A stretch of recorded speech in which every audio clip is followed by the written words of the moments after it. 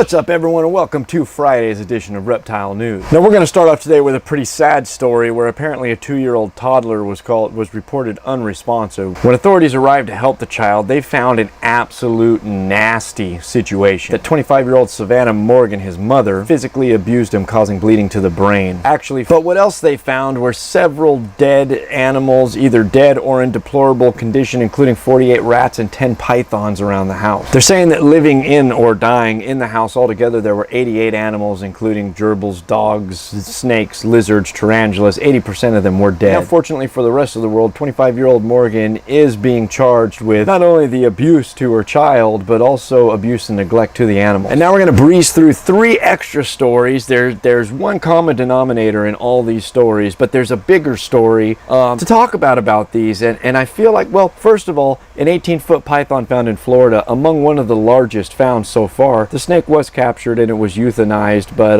the big story there, one of the largest found in Florida. And not only that, moving on to Missouri, where there's a 14-foot python found there, and as far as I know, they're not invasive to Missouri, so this was clearly a released or an escaped pet. And while the one in Florida was humanely euthanized, this one in Missouri was not necessarily humanely euthanized. It said that it was killed with 2 shots to a shotgun to the head. The man that shot it said that he really didn't want to shoot it, but after he had all intentions on catching it, but after he saw the snake, he decided hell no. And then we're going to go right from Florida and Missouri right over to Texas, where an albino monocle cobra was found in an apartment complex. A 2-foot cobra apparently was just wandering around the halls. Authorities eventually did catch it and turned it over to animal control, which says they eventually euthanized it because of the aggression that it was showing. And that brings us on to a whole bigger topic with these 3s, and God, I feel like doing like a 2-hour after-school special on this. Here we have a few extreme cases in different states. I mean, Florida, we're used to hearing about pythons in, and thank you for beeping while I'm recording, but an 18-foot one is kind of rare. Once again, among one of the largest. A 14-foot python in Missouri, a monocle cobra in an apartment complex in Texas. I'm so worried that these stories are going to kind of reignite the Humane Society and the Fish and Wildlife Service's noose around our hobby, if you will, and cause us more problems in the future. And I have no idea. I'm sure the one in Florida,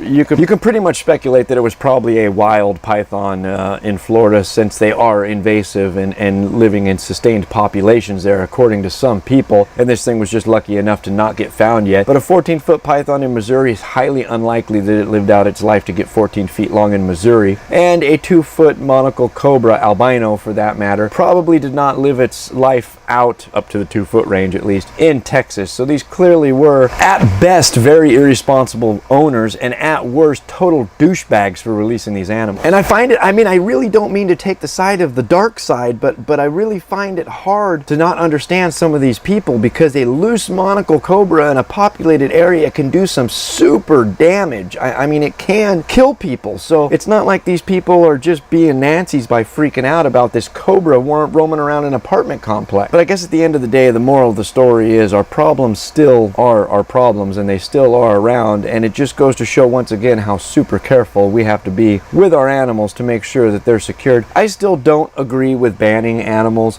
I have always and still do and probably always will agree with the regulation on large and dangerous animals. I believe anybody should be able to keep them, but it should be regulated. There should be licensing restrictions in place, which in some places there are, but it should be at the federal level, I believe, required everywhere. And I believe things like, well, we'll take this monocle cobra, for example. I can buy one and have it here tomorrow with no paperwork. I mean, obviously it's not a legit sale because I live in California, so I'm totally breaking the law by doing it, but I guarantee you I can go on the internet right now and buy one and have it here tomorrow. I can find somebody that will sell me one without the proper documentation, without the licensing, and who just really doesn't give 2 shits where this animal's going. And that, my friends, is going to continue to just kill our hobby as long as we have stuff like that going on. And that has been all your news for this Friday. If you'd like to read any more about these stories, that link's right down below here in the description. And as always, if you're still watching, my name is Jason White. Now you know what's going on in the reptile world. Be good to each other, and we'll see you Monday.